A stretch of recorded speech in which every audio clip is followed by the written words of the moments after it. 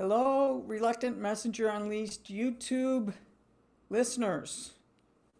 Welcome to episode 8. I'm Donna Rabideau, your host, with the author. Candace Sanderson, welcome back. Welcome back. Body is a transformer. I thought that was a really interesting part of the book. In order for the spirit to operate within the human body, the power energy must be decreased. So the people on the other side have great power and great energy. The physical body operates as a transformer does for electricity, decreasing voltage to a safer level. What did they teach you about that? You know, when we look at the beginning of this chapter, we're talking about the radio qualities of the brain. And then now they're talking about the physical body operating as a transformer. And, you know, I realized, well, there were aspects of both of this that sounded really sterile. Okay, my beautiful brain is like just a radio tuner. And now this body that, you know, is beautiful in its own way is now just a transformer. It seemed like so sterile, but let's look at the context of all of this. This was on page 29, July 6th of 2014. On the paragraph before, on page 28, I was at my home away from home, Monroe Institute. And I don't remember which program, but I was at one of the programs. And I woke up at when? 4:44. So look at those signs, those 444, and had this beautiful message that I just downloaded. The first few sentences talks about the essence or the spirit of your greater self and how magnificent it is. And it's wonderful and it's expansive. But in order for it to operate in the human body, the body has to act as a transformer. So it's like, okay, you know, I get it. You know, it's not that sterile of a scenario. It's just that it is required because the energy is so massive of who we really are that it would just like fry our circuits. But what I found interesting was the next paragraph. Eons ago, our kind dropped their physical form. We realized that the physical form limited us in too many ways. This was like a game changer for me. I'm thinking, what? You know, it really made me pause. It's one thing, Donna, when you listen to your guides or your higher self or your angels, but this seemed like a different step, like a giant step. And I started thinking, am I conversing with an advanced species? Mm-hmm. And then I thought, well, wait a minute. How different is that than my conversations with guides or angels? They're advanced. I mean, I guess it depends on how you define advanced or define species, but this really made me think about everything that I'd been learning. The brain is a receiver, the physical body is a transformer. Everything still was going back to energy. Was the information from them? Could I not totally assimilate that? It had to be assimilated through my brain and through the body in a way that would be safe for me. I continued to listen to what they were saying about using our five senses differently. I Mm-hmm. had to use them differently in order to connect with them. I had to learn to translate that 3D life and see things through the lens of energy. And how am I doing that? Well, that goes back to the tuner quality of the brain. I had to then search, and I didn't know this until I was writing the book. The muses are saying, okay, go back to another message. So, because I kept all of my messages in a Word document, I, just typed in what I was looking for, and here comes another message on the next page, page 30, December 15th, 2013, once again talking about energy and how energy is easy to manipulate. And when you're on the right path, the messengers will bring you signs. And I thought, okay, this is good. Asking for signs brings the energy of intention to the forefront. And this goes back to what I just learned about these clouds and packets of energy. And it seemed like this message was from several months before. And so they had already told me this. They had already explained how this worked, but once again, I wasn't ready for it then. I didn't get it. So they had to share with me again. This is the pattern that the messengers had showed me time and time again. If I didn't get the message about a flower, they'd give me an experience with the royal poinciana tree that I couldn't forget. If I wasn't connecting with them, they would find a way to bring it full circle so that I could understand again. That's one of, and the way that they did it was having you go back in the journals. Yes, and they didn't have me go back in the journals when this happened in Oh, July of 2014. It was later because I'm just writing them down and documenting them. But when it's time to start pulling them together for a book, there's this thought, oh, I need to go back and search. But what I was realizing now is it wasn't me thinking, oh, I need to go back and search older journals. I realized it was the messenger saying, go back and search. So mm. I was recognizing these messages that came in at such a subtle level that a year before I would have thought that I thought them. But here's an example of me changing and realizing no, that message came from someplace else. This is from the messengers. And so when I opened up, it's like, okay, here we go. They've been telling me this all along.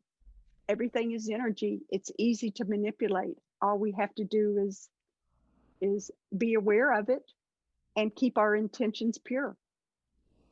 And you can do things like ask for signs, or they're showing you signs that are built for you. You know, they're Yes. going to send me a sign. They're going to send a sign different for me with different numerology. Maybe a number would be, my number was 5. I was fifth child. I wore number 5 on my uniform. So the number 5 is important to me. So they're going to show me something. You know, I'm going to pay attention to that. Oh, there's a 5. Right. Oh my gosh. You know, and I know, like you said, for me it's a feel. I go by feeling, so I'll feel it in my heart. Oh, that's so cool. This is what it means, without analyzing. No, it wasn't. I'm making it up. When you ask for signs, be aware. You might ask for, can you bring me a yellow rose, or whatever the sign might be. They might bring you a yellow rose, but they might bring it in a different way. They might, like you said, they might say, oh, we think that she probably would like this. Oh, we sent it, but she didn't get it. So, Right, right. I absolutely love signs.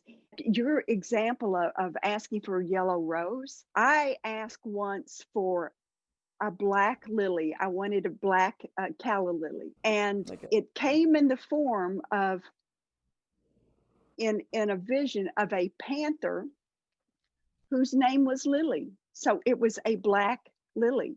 Just like if you're asking for a yellow rose, maybe you've run into someone with a beautiful yellow dress and you find out their name is Rose. perfect. A friend of mine who passed away several years ago, Alan Arcieri, he was a medium in this area. And I went to a couple of his meditations. We were going to do a meditation on meeting your guides. And he said, before you meditate, you're going to think you're making this up. Ask for a specific sign. Okay. And he gave this example of this man who said, okay, I want to see an active volcano. And here he lives in Florida, and that's my sign. So you decide what your sign is ahead of time. Then we did the meditation to meet your guide. So when you do get that sign, you will realize, wow, that was the validation that the guide that I met during the meditation was true. Alan told this story. They had the meditation, the man met his guide, and then a very short time later, he went out to get his mail. And when he opened his mail, Vox, he had his neighbor's mail, and his neighbor was a geologist.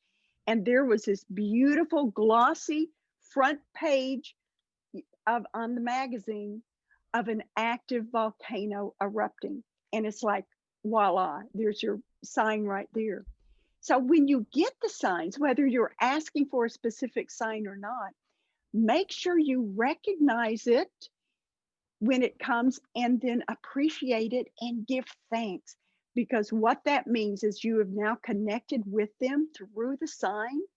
And in order to keep that connection going, you're going to be using your emotional guidance system by giving thanks.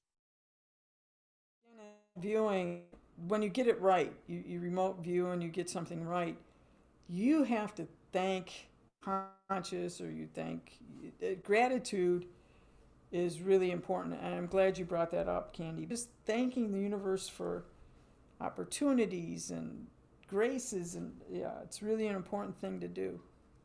And you know, Donna, when you ask for signs, it's like an act of faith that you're asking for something out of the ordinary to occur. Yeah, yeah. So when it does occur, you realize it's because you willed it to.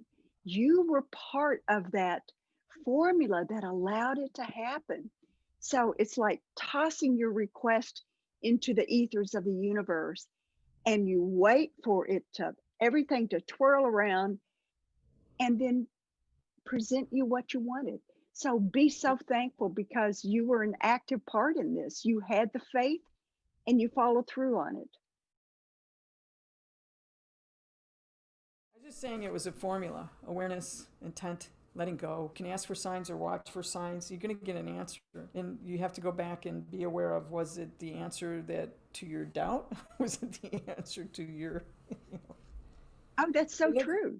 That's It so is. true because if you ask for a sign and you doubt it, you're Yeah, not going to not get gonna a get it. sign because that is your sign because it's doubt. I know that's Yeah, circular thinking, but it's true. circular Good point, Donna. thinking. You know, it's really true, and you have to. Again, it goes back to really knowing what you're thinking, be aware of your thinking all the time, and changing it, replacing it. When you can't just say no. Oh, I want to change my thinking. No, you actually physically change it from this to this. You have to make it solid. So on pages 30, 31, there's a January 24th, 2018 message. This is one of the forward messages. We've been looking at, messages from 2013, 2014. And this one connects to a specific energy frequency. That connection is recognized by the brain. It leaves an electromagnetic marker that identifies the connection. I really would like to hear more about those markers and how they work. You know, this is interesting. I'm in the middle of writing the book, and while I'm writing it, because January 2018 is just 6 months before it was published, as I'm writing it, I'm getting another message. So it was something that I needed to tap into. It was another explanation about this chapter. On the top of page 31, it talks about the frequency is always there. It's like a live streaming platform, it's ongoing information, yet it stops and starts in response to the receiver. Earlier, when I said I was the variable, they're telling me that the information is always there. I'm the one that didn't tap in or tune into it until 2 months later, 5 months later, or 3 years later. It all keeps going back to this premise that we started about the brain being a radio receiver. It's up to us. We are the ones that connect to these specific frequencies. Luckily, I was organized enough where I wrote all of this down because otherwise, there's no way I could go back and remember something that had happened, 4 months before or 3 years before. But now, as I go back, everything was almost seamless, indicating that energy is always there and it's always running. And I'm the one that can dip into it wherever and whenever I want. And it all goes back to we can do this.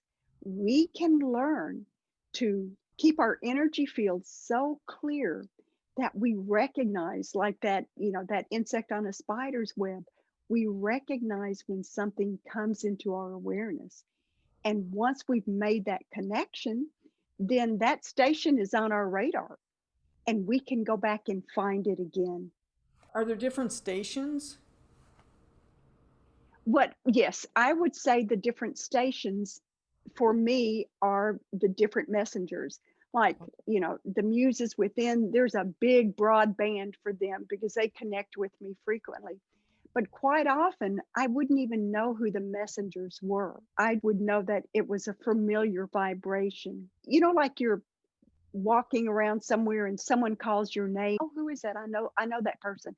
I recognize that. I started recognizing their energy. And so this would be the channel for this guide. This is the channel for this angel. This is the channel for whoever this is that talks to me about cosmic beings, for example. So I think one thing that's different, I haven't read a lot of books from people that do channel, but from what I can understand is I think a lot of people will have one or two or just a small amount of people or groups that they'll channel. And mine's just all over the place. I mean, I'm from people that have dropped their physical forms to angels to, to whatever. I mean, I had lots and lots of stations that I could tune into. So is the point that, okay, that there's lots of stations? Yes. That's one of the points. A second point is that you were beginning to recognize those frequencies. That was the importance of the electromagnetic marker. Yes. That's why they were telling you that. Yes, and it's actually part of, I mean, it dovetailed in with the energy recognition system, Okay. Okay. which it was, from years before. This is 2018. And I don't really know what an electromagnetic marker is, but what that says to me is that once you tune into a specific station, to a specific non-physical source, a specific energy system, a guide, there's this bookmark that is automatic. So it makes it easier to return. You're not actually putting the bookmark in, it's automatic, it's organic, and it occurred through that combination of vibrational frequencies. So I don't have to fold the page down or insert the bookmark. It's already been registered by that energy recognition system. This was like bringing everything full circle. And I didn't even realize it till I was reading this again last night. It's like, oh, yeah, this is the energy recognition system again. Yeah.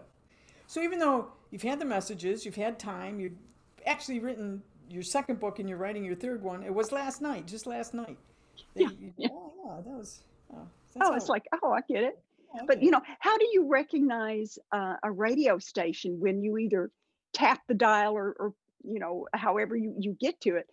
Without looking to see what the call station or what call numbers are, you'll recognize like the DJ or the type of music they play or even the commercials. It was the same way with me with the messengers. I may not have had a specific name for them, but it's like, oh yeah, this is familiar. This I is know the this vibration. person. Yeah. Or when I would connect to some and it would be different, I would immediately recognize it as a new station because of the language. For example, I remember one messenger's referred to "O ye children of the earth," and I'm going, what? Because no one had said "O ye children of the earth," and it's like, okay. So from then on, every time I would hear the "O ye children of the earth," it's like, oh yeah, that's the "O ye children of the earth" messenger. You start to recognize familiar energies that come in. Once you hook up with all ye children of the earth, once you hook that up, does that band get a little bigger and bigger the more contact there is? Yes, as I revisit it, it's just like that cutting through that field of wheat. Yeah, What yeah. used to be just a little path can become just a real deep channel, a bulldoze channel. But the important thing is once you make the connection, there's that automatic, organic, electromagnetic, whatever that means, marker. It's like bookmarked, bookmarked. So you can go back, Excellent. and as you go back, then it does strengthen. What's interesting for me is what came in while you were talking was, even though Candy's giving a couple of examples, this might not be for you. It was like, this one's not for you. Okay. It's a good reminder. Someone out there needed that. I love it. Okay. Thank you for being with us. Until next time when we wrap up chapter 2, I want to say goodbye for now. Bye.